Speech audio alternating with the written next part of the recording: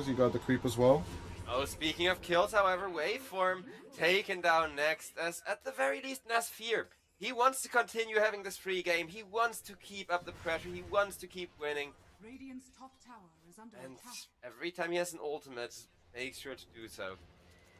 Ethereal ran after, but little does Moose know. Two people are coming in with a smoke, with beautiful damage. Yowai gets himself a killing spree out of that as well. And now both of these carries are, once again, contesting for the top of net worth with just a teeny tiny difference in between them. You have to say pun intended when you say teeny tiny. Almost tiny. Yes, of course. Though, I have an important question for you, Mr. Analyst. Who do you think has the better late game here? Because you did say that scaling a melee hero into the Shadow Fiend never really works out. But you do have to keep in mind that everybody else is going to come online at some point. I still think late game is on Z10, right? You have the infinite scaling on the Necro, as Meek says escaping. Down bottom, Nesphere is looking to survive. Everyone should be fine, I think. I still say the ultra late game should be on Z10 side because of the infinite scaling on the Necro. But I don't see this game going minute 60 per se, right? Yeah, I agree with that. Even though it's a vessel, should survive here too. Should be easy peasy. Even though he doesn't have a Mask of Madness, which feels a little bit weird this game. It does. I was kind of expecting SF to be spending a lot more time in the jungle farming up with Mask of Madness, but I guess Nesfear, going 5 and 2, he intends to join the team fights very early. Kind of kill heroes instead, together with the Necro.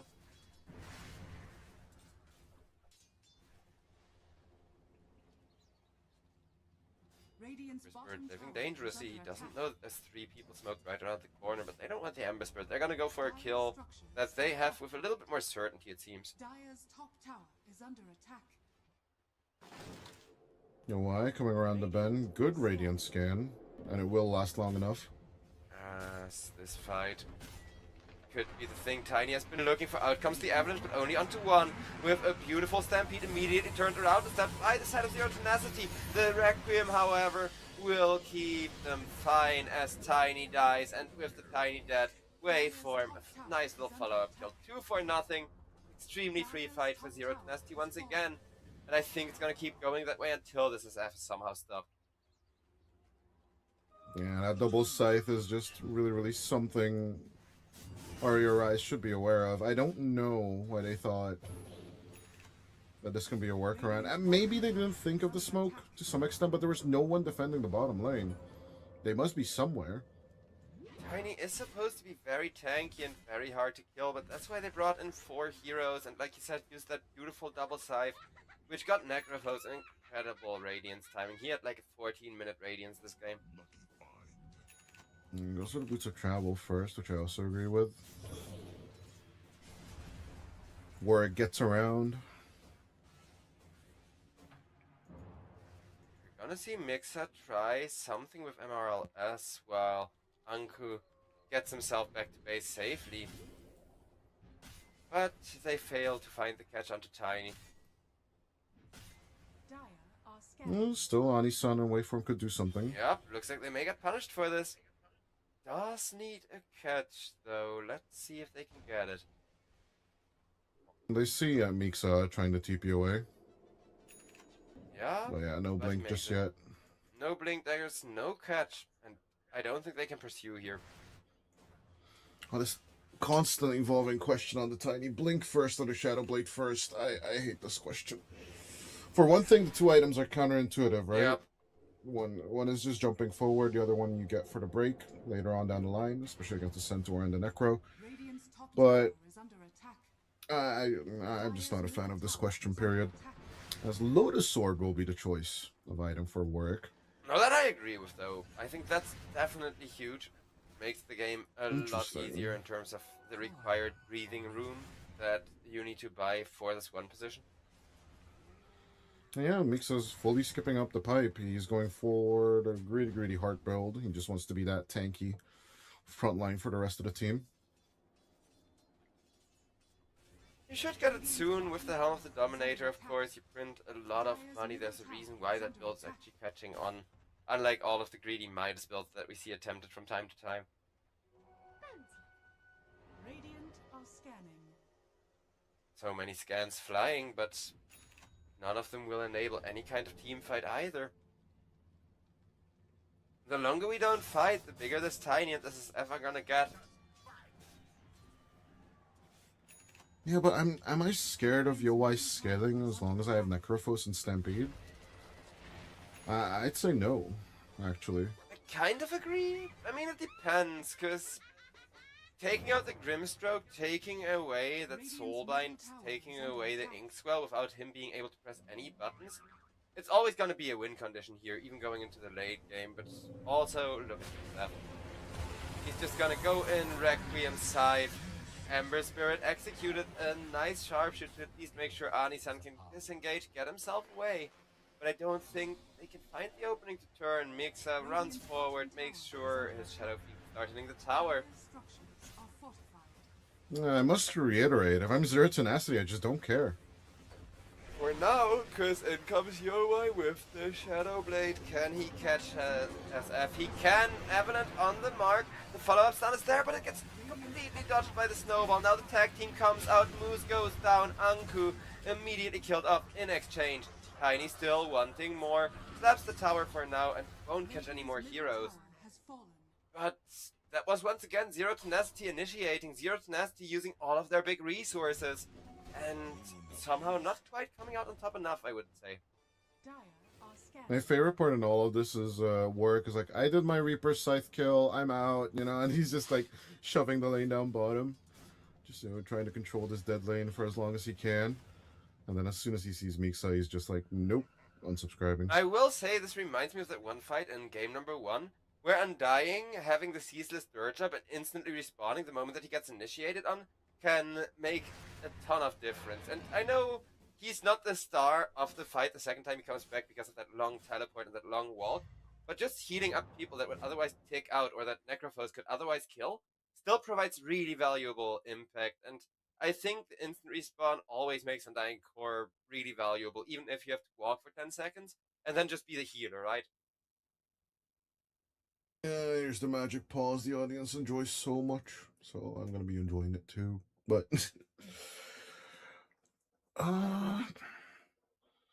there's some very weird dynamics going on in this game. At the very same time,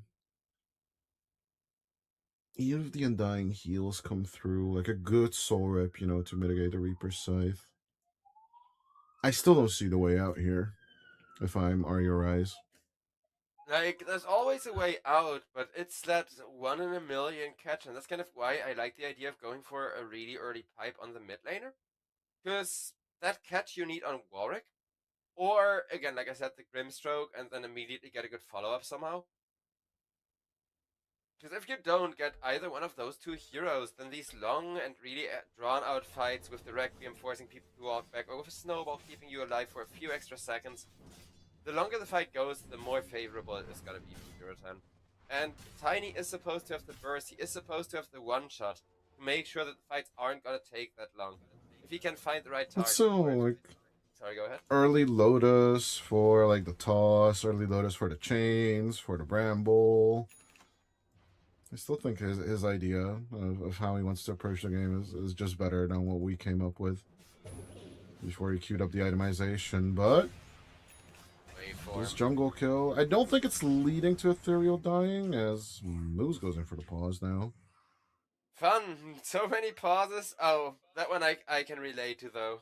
On a personal level, NVIDIA drivers, they are really annoying when you're trying to play Dota, because they do this fun thing where in the middle of the game, while you're playing, using your driver, they decide to update. Yeah, just turn off the automatic update and the suite.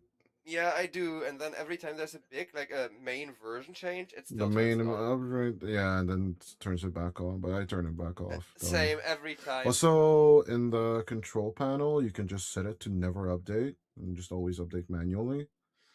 And that one was a good circumvention for me on Windows 10. I don't know if I've done it on Windows 11. Maybe just, you know, when I updated the software, it just transferred over, because I never update my drivers. I'm the laziest bastard when it comes to drivers myself, and I always update them, like, I don't know, months and months after, like, I usually have to update drivers when I'm installing a new game I want to play, right? Yeah. Most recently it was Borderlands 4 and that was a nightmare. That's usually what gets me as well. Like, ooh, I updated this game. Oops, my driver has changed version and now I need to do settings in the middle of a stream. Haha. Mm. Yeah, Gearbox definitely could eat a massive schlong for sure.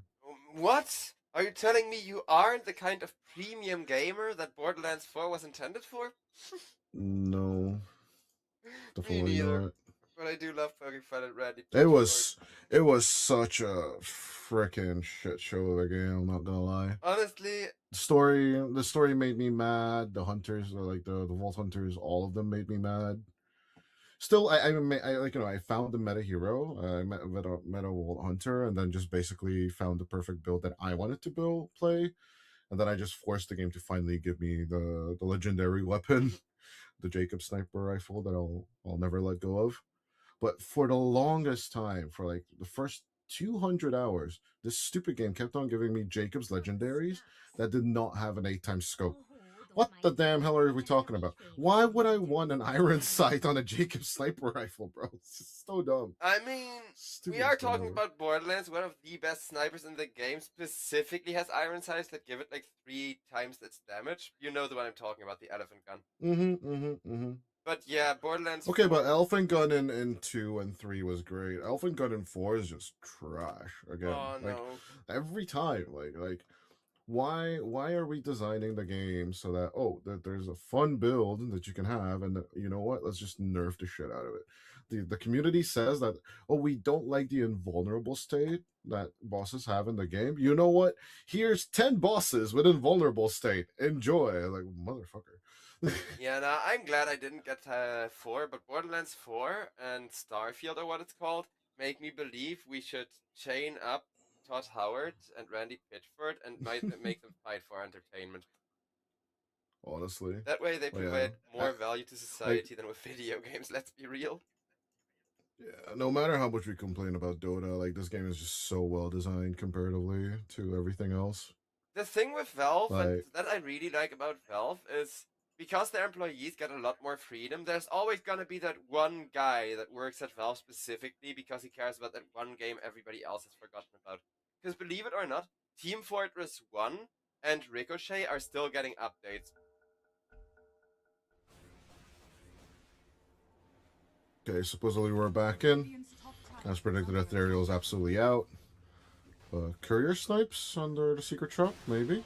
Radiant's top Moose, what are you doing? Not a courier Moose! being sniped with the sharpshooter. No. They're going walrus hunting instead. Now this is what they need. No. Pickups involving Yo.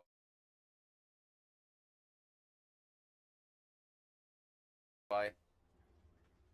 Radiant's top Moose tower just fed after the pause. Conspiracy theory confirmed. Tactical pause, the magical 3-2 pause. We are the mafia after all. Muhahaha. See, they paused it, and then now they're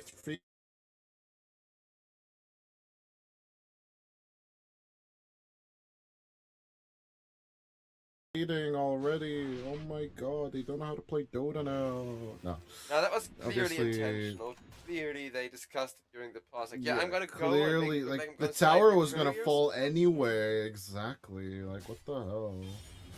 Tiny though, I do prefer upgrading to the Silver Edge if you're already gonna delay the Blink Dagger, and I think he will. Yeah, he's sending the Spirit to the secret shop right now to finish that.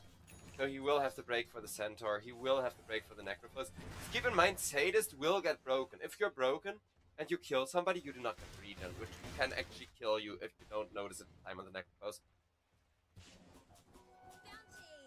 Yeah, break is undispellable, if I'm not mistaken there. So there are a few seconds where you're in trouble if you're work. But my main target would still be the Centaur, as we discussed previously. Yeah, with that greedy heart, he's now going for a Lotus as well. Make sure that those dispels are there. And yeah, I agree with this early Lotus game plan, because he didn't get punished for rushing the heart, and that's usually the crucial timing for the Centaur when going for that build. Now he's online, now he can do whatever the hell he pleases. Yeah, Mixa going for Lotus of his own, right? They'll basically just try and save Nesphere once we go into this high ground push.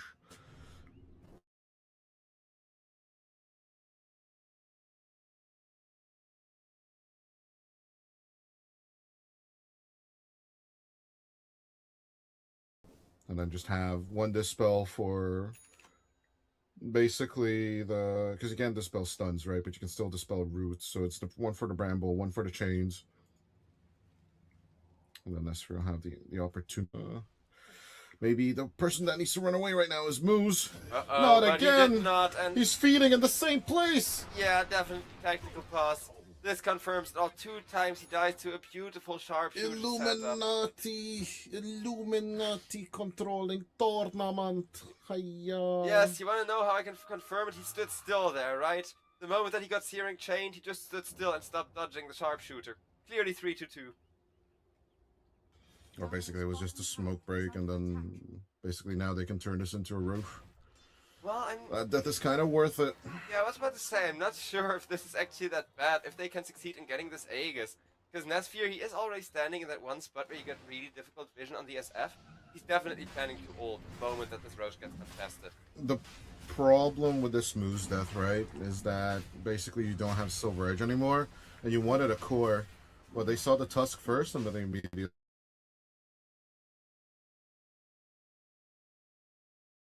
time they make a reaction here with their you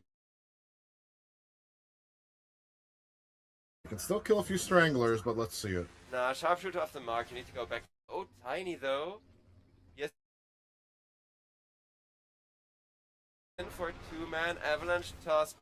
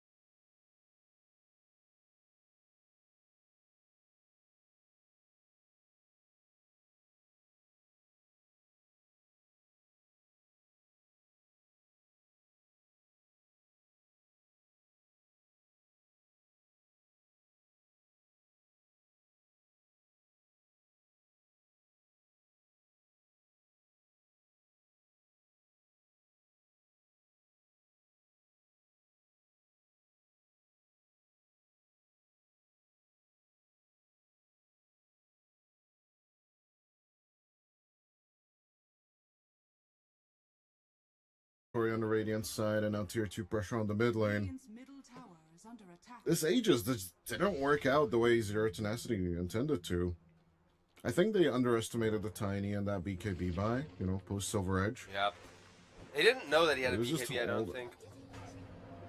And neither did I, to be fair, and I'm not even playing the game. He had it fully assembled, waiting on his courier, and only took it when they were moving in for that fight. So there was no way of revealing the Tiny BKB by accidentally having him walk under a ward or whatever.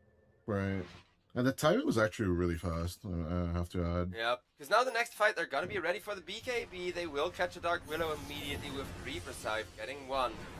But whether the Tiny can do that much work again or not is what I'm waiting to see. Because with the BKB, it's down to 7 seconds.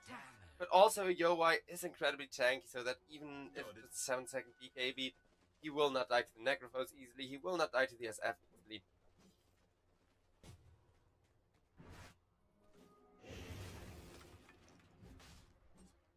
The Gaben graph says Rune Eaters are still at a significant disadvantage. Would you agree with that assessment? Absolutely. Obviously, it's still the SF's game to lose here. You can fall even behind like a 5k net worth lead in favor of the Tiny. You will regain that advantage with the SF once you get that Satanic online and maybe even the Hurricane Bike, right? Yeah, you just need to finish your items nice and slow. And eventually, no, you just have too much damage on the Necro and the SF together. Makes sense. As work. Over on bottom lane, Tiny does get the BKB off, forcing out the Stampede, and trying to get that follow-up initiation, not quite finding Mixa, though over in the other Radiant jungle, there's also a clash happening, where there will be an Eul's on the Dark Willow. Emberspirit got a nice layer fist, but the Grimstroke ultimate is going to keep him and the Tiny locked up as out comes that double.